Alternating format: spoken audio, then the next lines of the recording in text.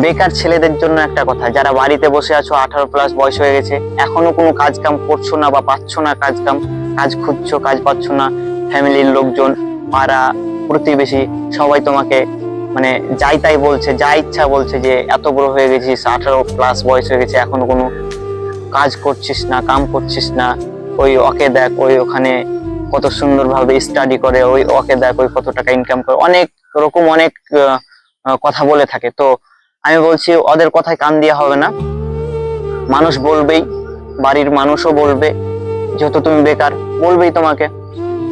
তোমার করণীয় কি? তুমি কাজ পাচ্ছ না তো সমস্যা নাই, তুমি ইমিডিয়েটলি আমার সাথে যোগাযোগ করো, কারণ তুমি যেভাবে বেকার আমিও বেকার, দুজন মিলে কাজ খুঁজবো।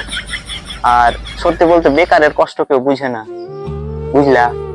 তুমি বেকার তো তোমার কষ্ট আমি ছাড়া কেউ বুঝতে পারবে না, ফ্যামিলির মানুষ ওরা কি, ওরা বুঝতে পারবে না তোমার কষ্ট, আমি বুঝবো।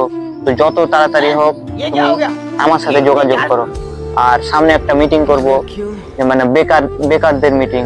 তোমার যদি বেকার বন্ধু থাকে তাহলে নিয়ে আসবে। আমার সবচেয়ে বন্ধু বেকার, তো মিটিংটা করব, তো তোমরা